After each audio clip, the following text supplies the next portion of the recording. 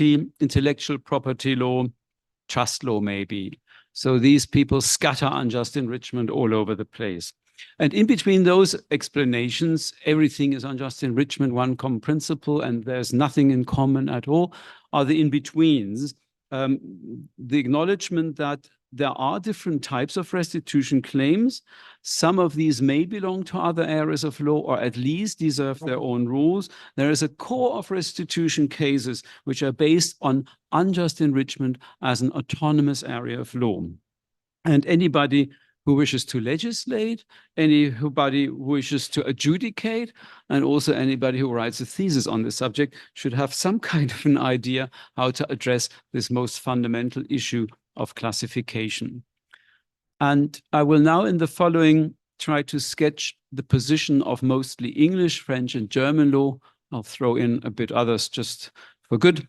But I will first start, as befits the seminar, I think, with some historical and comparative context and explain why the Roman condictio in debiti, what that had to do with the development of unjust enrichment law in these legal systems. I'll start with a condictio in debiti now and say a few words about Roman law in general.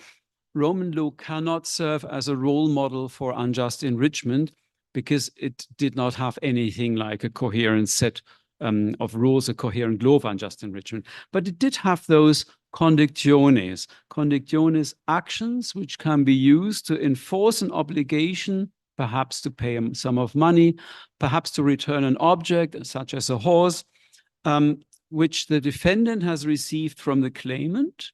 There are two additional conditions. Number 2 on my list now, that defendant has received the benefit from the claimant, so it was a transfer back.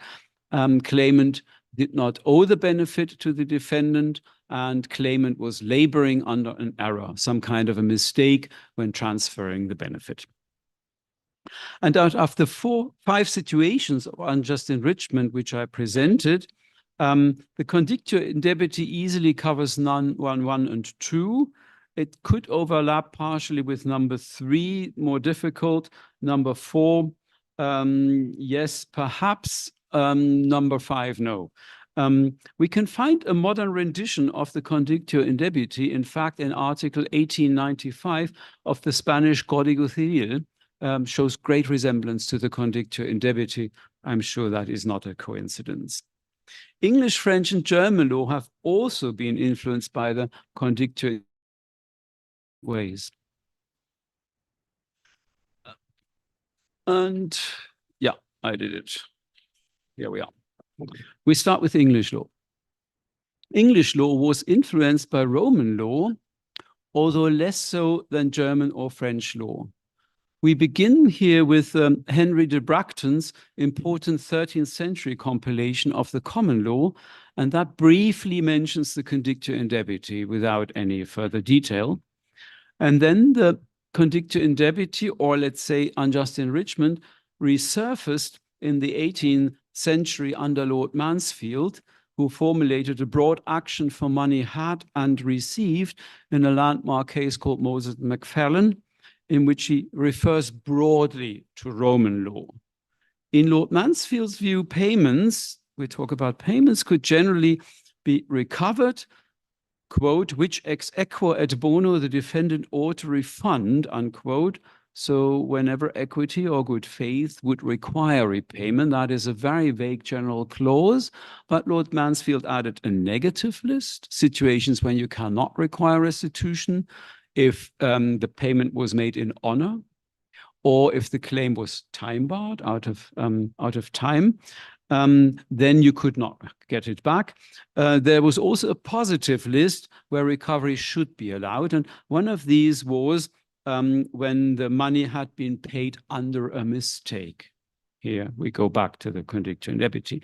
This would cover situations 1 and 2, might extend a little into 3, would not work for our situation 4, would not work for situation 5 either. And it's limited because Lord Mansfield only talked about money, recovery of payments, nothing else works under that action. And that is due to peculiarities of English legal history, which need not trouble us further at this stage. I'll be happy to address that in the discussion. After Lord Mansfield, English law went through a period in which unjust enrichment was appended to contract law. It wasn't called unjust enrichment or restitution. It was called quasi-contract. So subjected to contract law rules. And there was a landmark case in the early 20th century. There was a building society who had started to add another service, namely bank accounts for their clients. And they were not allowed to do that. Building societies at the time were not allowed to act as banks. So the contracts with the banks would be void. That is understood. But the House of Lords went further. When the clients said that we want our money back, which we paid in under the void contract, the House of Lords said you cannot claim restitution in quasi-contract because that promise of repayment would also be based on we have this fictitious promise, and if the banking contract is void, then so is that promise, which is, I think you'll understand, that doesn't work. It just doesn't work. And so English law would eventually recover during the 20th century unjust enrichment as a own area of law, without recovery based on recover is being based though on something called an unjust factor. So going beyond developing further, it's not enough to say this is sine causa. It was made, there was no legal ground. You have to have an unjust factor which calls for restitution. And so we have in this new concept of unjust enrichment, we have two particularly important unjust factors which trigger a restitution. The first is mistake. Here we go back to the condictio in debiti. The next one is failure of consideration. You made a performance in expectance of a counter performance or of a certain goal which was not being attained. That is failure of consideration. We have some more claimant-based factors, but we also have defendant-based factors. And the most important of them is restitution for wrong. So wrong as an unjust factor. The defendant committed a wrong when acquiring the benefit, and that will also warrant restitution. So I should name at this stage three people who were instrumental in developing this approach. Robert Goff, who started as a scholar teaching at university, then he became a practicing lawyer, then a judge. He ultimately was the law lord, the House of Lords judge, Lord Goff. Gareth Jones, a scholar. Peter Burks, also a scholar. And the courts went on to accept that, certainly helped by the fact that Lord Goff was one of the most senior judges in the country, and he did convince the other judges that the unjust factor approach is the way to do it, and that is the case until today. English courts use the unjust factor approach. So in principle, the unjust factor approach does cover all the 5 situations which I have mentioned. However, in legal writing during the 1990s, the view became dominant that restitution for wrongs is something different. It doesn't properly belong to unjust enrichment, and that it's more related to tort law, the law of wrongs. It would at any rate follow its own rules. And that seems to be the dominant view now. Moreover, Peter Burks, whom I already mentioned, who had been instrumental in establishing the unjust factor approach, famously relented in the first years of the 21st century and wanted to shift English law to what he called an absence of basis approach. Outside wrongs, enrichments would have to be returned if there was an absence of basis which would justify the enrichment. And yes, Roman lawyers know, again, we are going back to causa, right? One could say that Peter Burks refocused from the unjust factors, including mistake, to the other element, the causa. It was done without a legal cause. And that sounds familiar to German lawyers and to Portuguese lawyers, I understand as well. So the dominant view has then also recently come under attack from Robert Stevens, another scholar, who denies that there is one law of unjust enrichment. He's written a book on the laws, plural, of restitution, and he argues that there are about 5 different areas of law, which more or less coincide, not exactly, but largely with the 5 situations I've mentioned, and they all have their own law of restitution. So far, the judiciary has not been impressed, either by Burkes nor by Stevens. And as Lord Burroughs is now a law lord, the most influential scholar now and judge at the same time, he's also a law lord. This is not going to change, I think.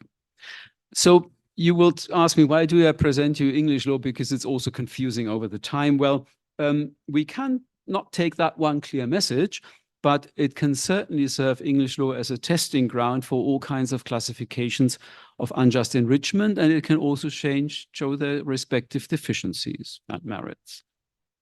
We move on to French law. A different story emerges here. You may know that the Code Civil of 1804 was almost a revolution in the codification of civil law. And it goes by principles. And if you are in tort law, it has this audacious general principle that Article 1382, it's now 1240, any person is liable for any loss which caused to another person as long as there is fault. It's a very broad tortious clause. And if you expect something similar for unjust enrichment, you are in for a disappointment. There's nothing more than Article 1376 on the paiement de l'indu. It's a restitutionary claim for money which the claimant paid to the defendant without being due. And that is essentially a reduced version of the condictio indebiti. It covers situation 1, it probably will cover situation 2, but only for money claims. And there's nothing on the 3 other situations. There's, as I said, if the performance was goods or services, there seems to be no claim. So I understand that the Brazilian Civil Code contains a similar provision, influenced clearly by French law. Now, the French courts found that this was too narrow in the 19th century already.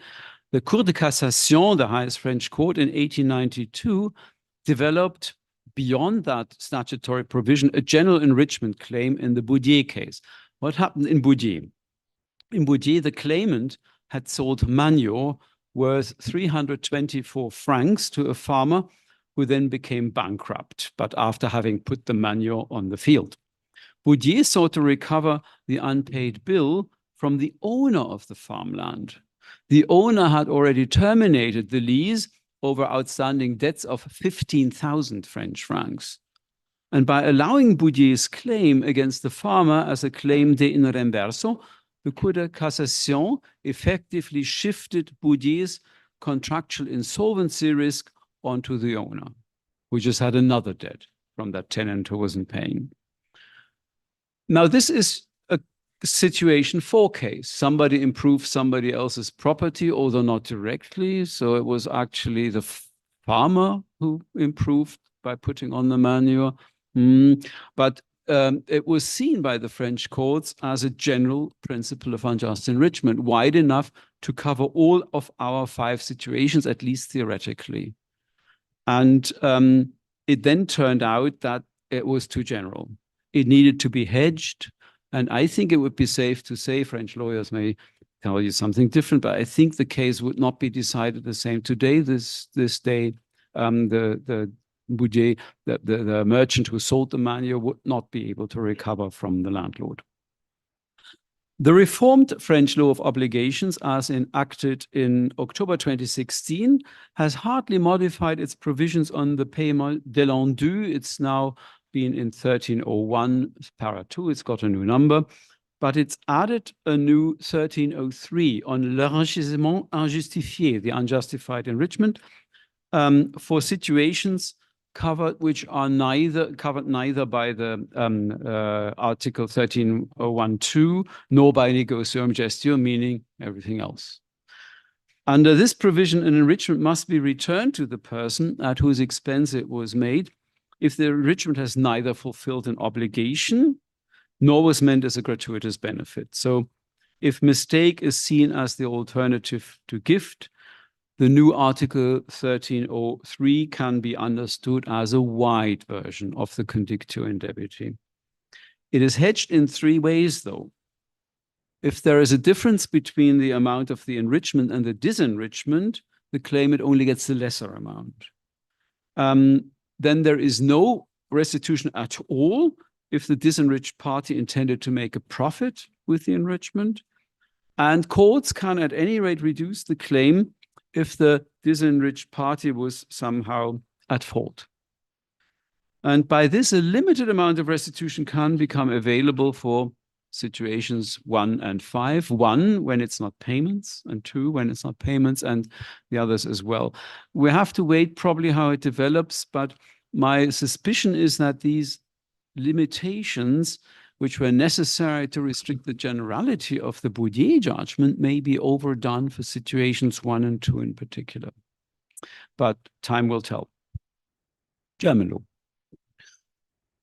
In the 19th century, Friedrich Karl von Savigny extracted from the Roman Condictiones a general principle, namely that they concern situations in which one person's assets were increased by a decrease in the assets of another, whereby this shift of wealth is not justified by a legal ground, a causa.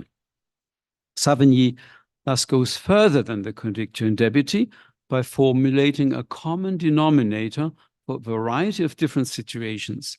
He describes what unjust enrichment is all about.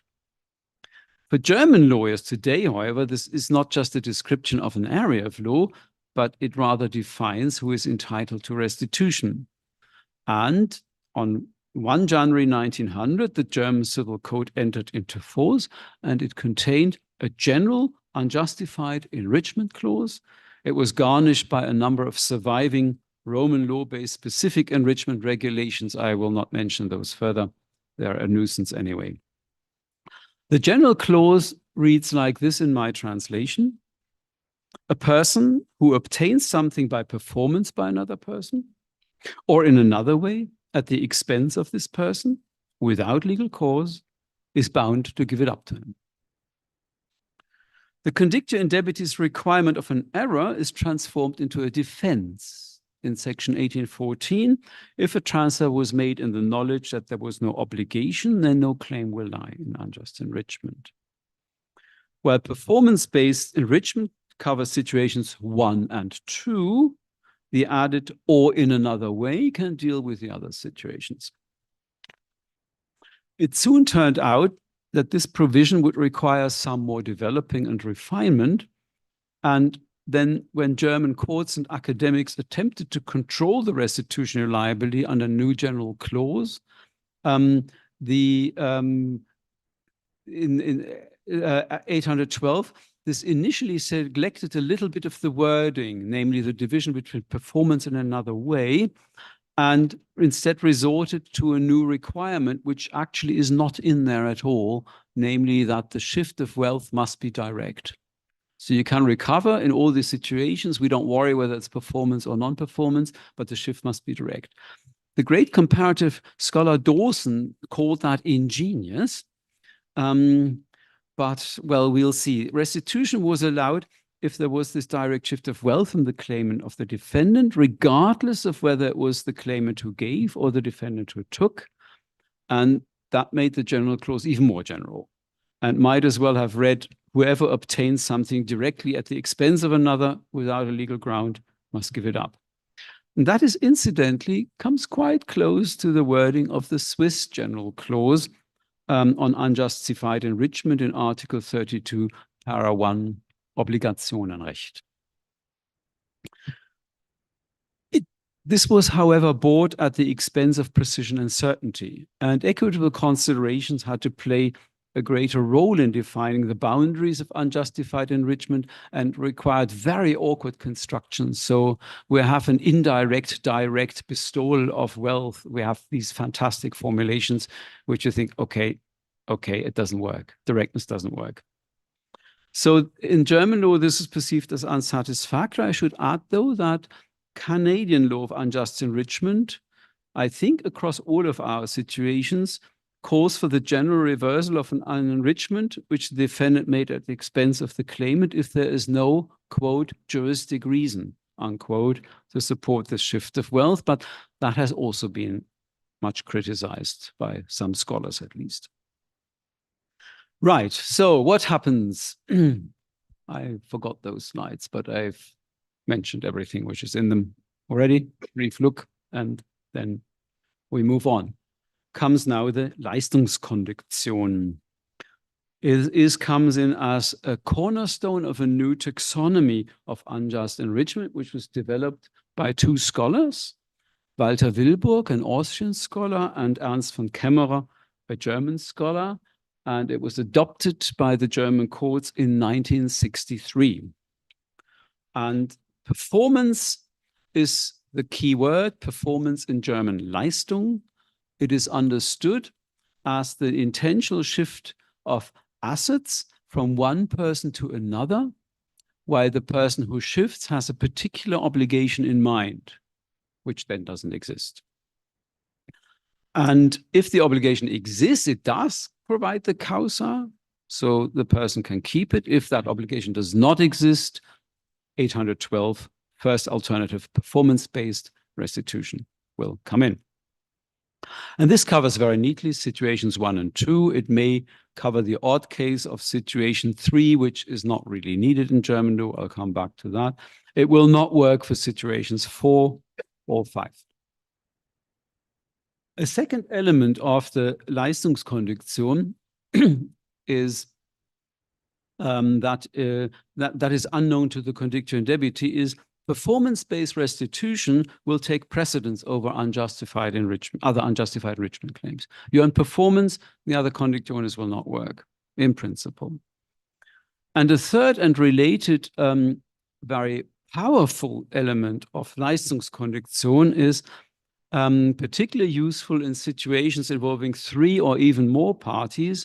The notion of performance is employed for finding amongst those 4 people the right claimant and the right defendant. And I'll use an example slightly modified from the example given by von Kemmerer as an illustration. A window is broken. The tenant calls a glazier. The glazier sends the apprentice fixes the window. Let's now assume there is some problem with the contract between the tenant and the glazier, it's void. For a claim in unjustified enrichment, which the glazier wants to be paid, obviously, there are 2 possible defendants. You could sue the tenant who instructed the glazier to fix the window, or you could sue the owner, the landlord, because the property obviously benefits from the repaired window.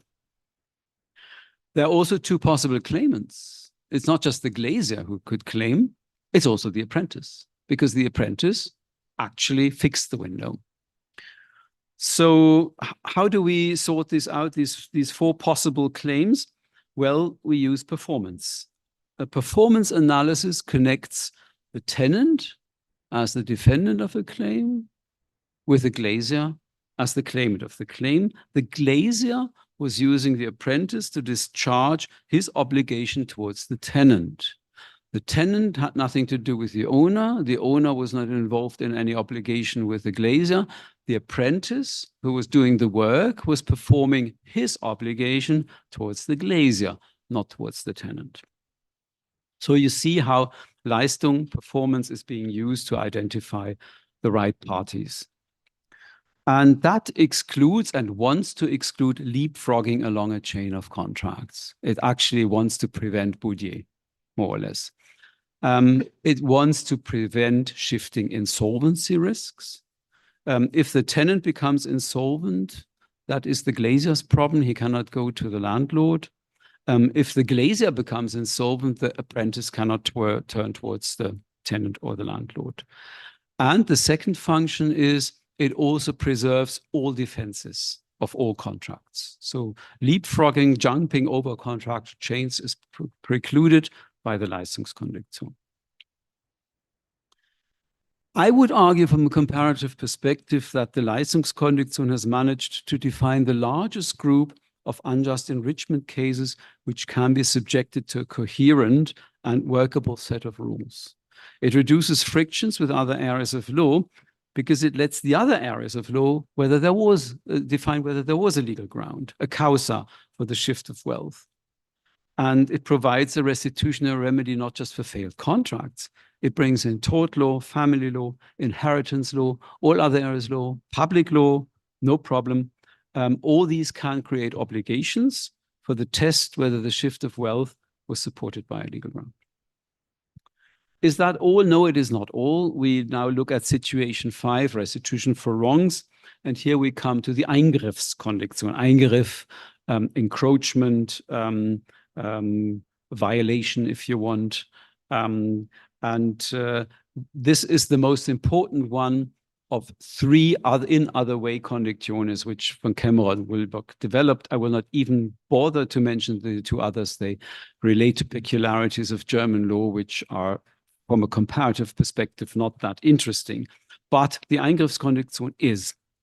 So this is a restitutionary claim based on the infringement of a right. And we do not even want to know whether the aggrieved party is actually disenriched.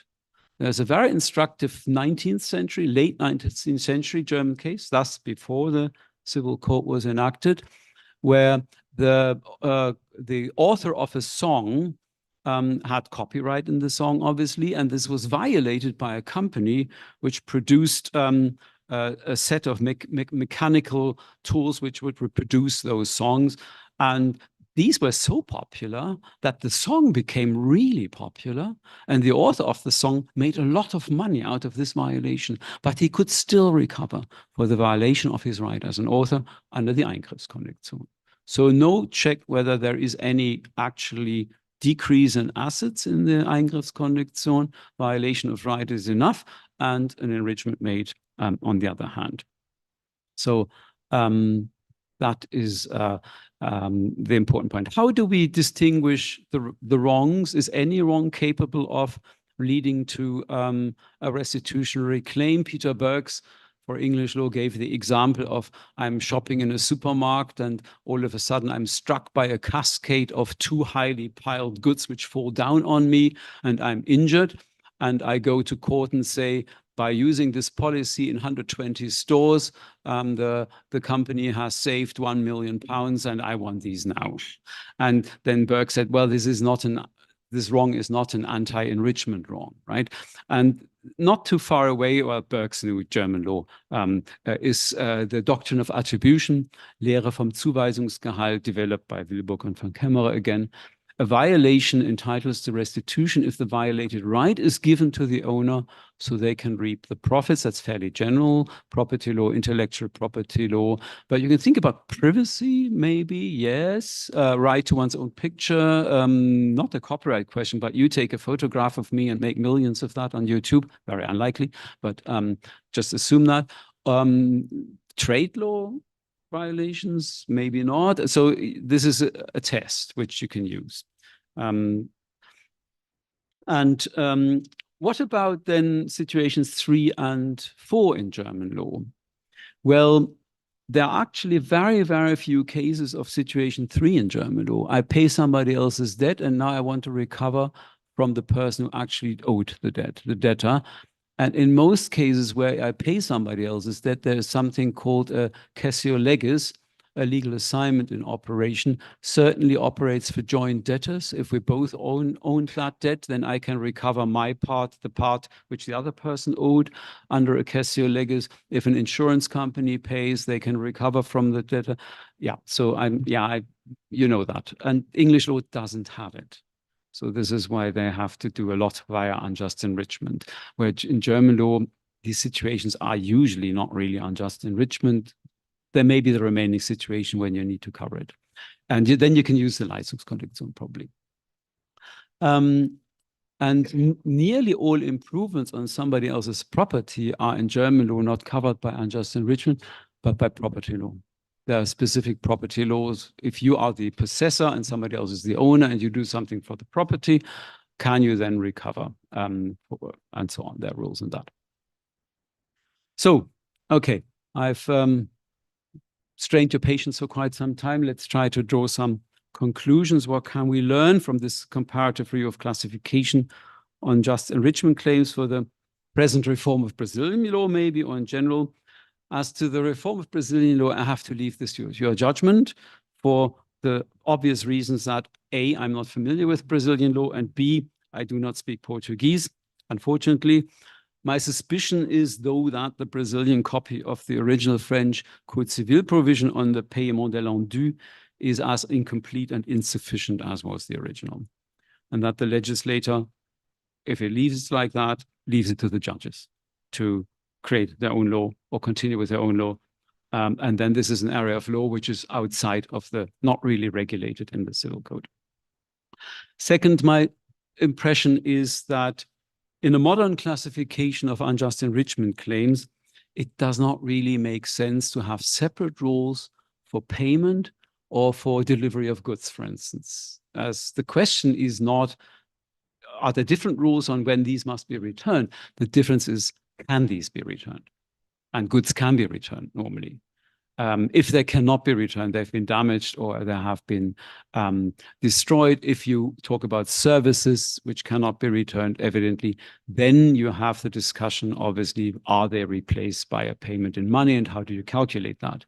But that is nothing specific there.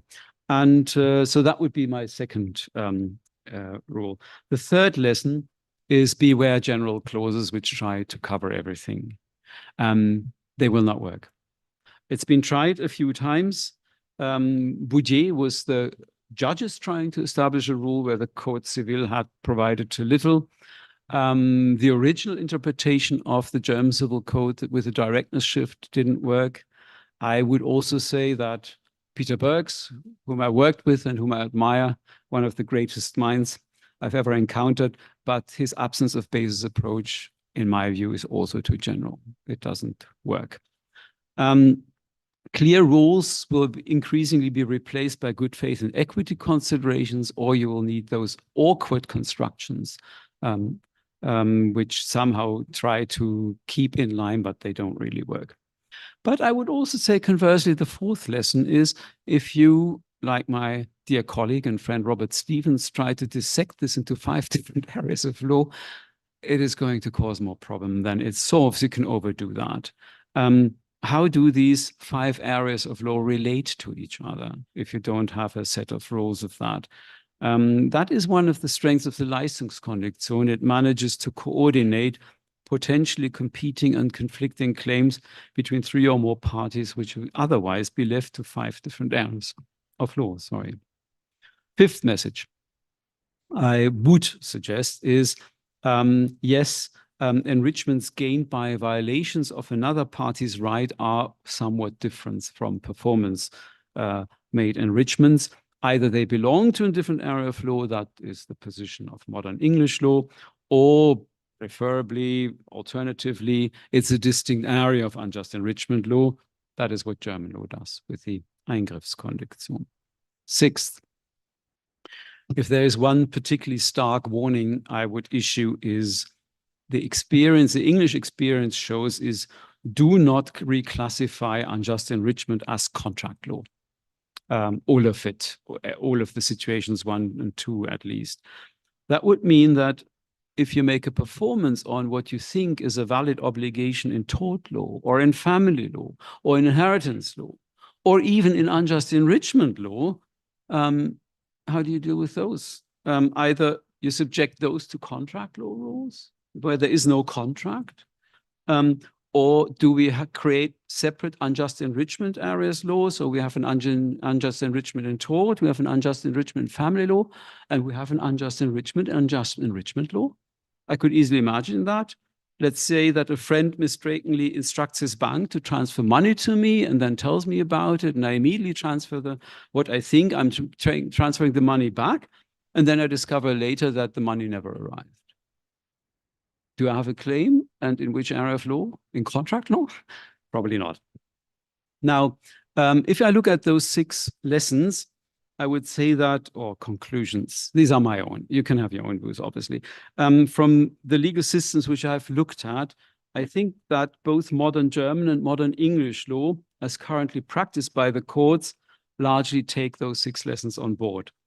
And between those two, the English unjust in facto approach is probably less suitable at an expert item to civilian systems because it is built around various historic peculiarities of English law. Whereas the German model is more suitable for legal systems which link unjust enrichment to an absence of a cause, a causa, as is the case for Brazilian law. Now, if this makes me look like recommending a German-style model, you might tell me that this is just what you expected to hear from a German lawyer. But in that case, I would be happy to explain you in the discussion that there are several features of German restitution or unjust enrichment law, which I would definitely warn you against adopting because they reflect some other historic peculiarities, because they're unnecessarily complicated, because they replace clear rules with equity and good faith-based consideration. But I think the Leistungskondition in particular could indeed be an expert item. I see it as the happy result of legislative drafting, given a decisive clue, which is developed by scholars and ultimately approved and accepted by the judiciary. Thank you for your attention. Thank you so much, Gerhard, for your very thought-provoking lecture. It was wonderful.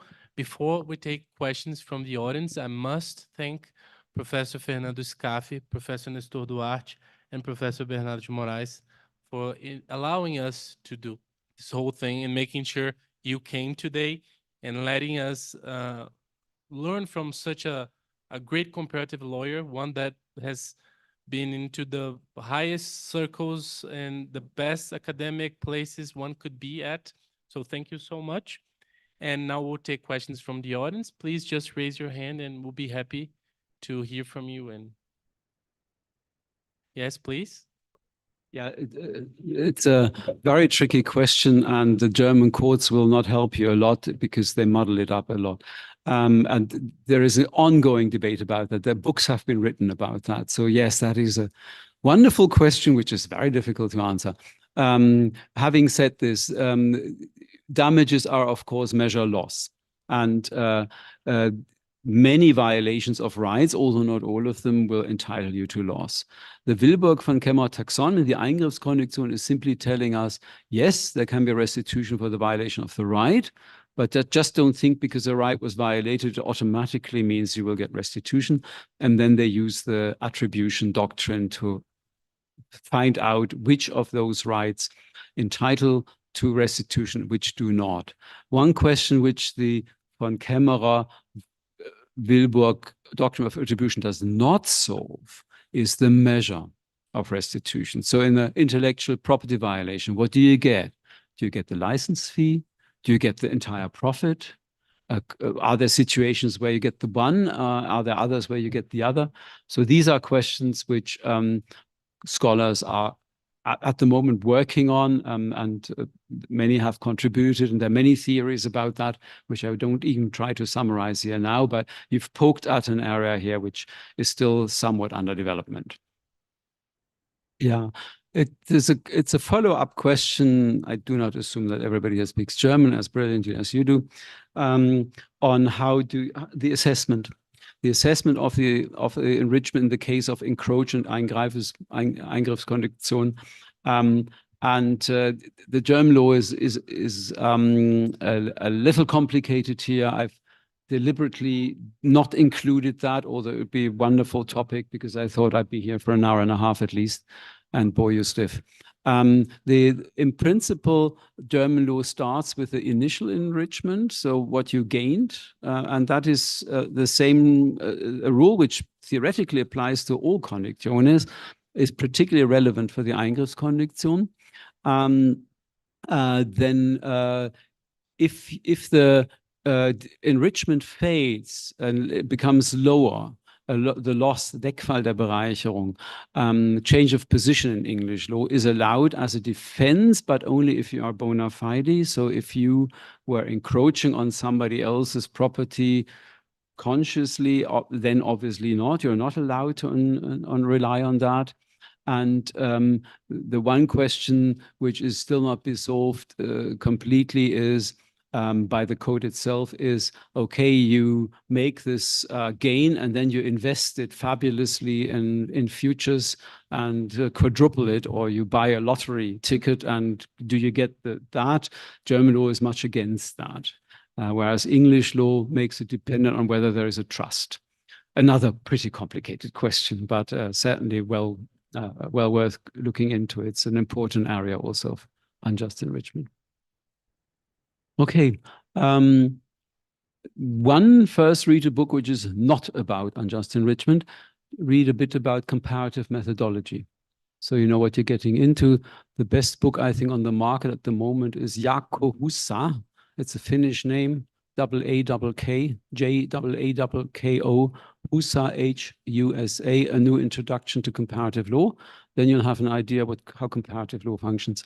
There is pretty rich literature on comparative law of unjust enrichment. I've also written a book on that, but just on German law and how it relates to English law.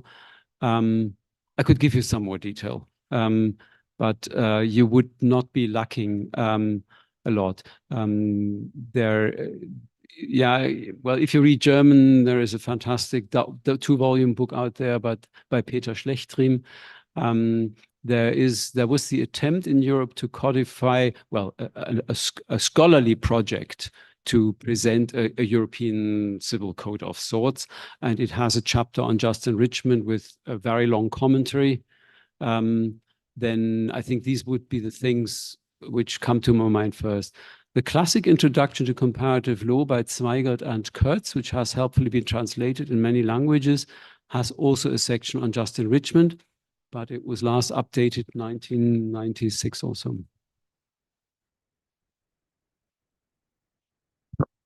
Any other question? So thank you so much, Gerhard, for coming. It was a pleasure to have you. Please do come back. We hope to have you. I think it was a wonderful talk. And thank you again, Professor Scaffi, Professor Duarte, and Professor Moraes for being here. And thank you all for coming. We do have another talk at October the 31st, I think.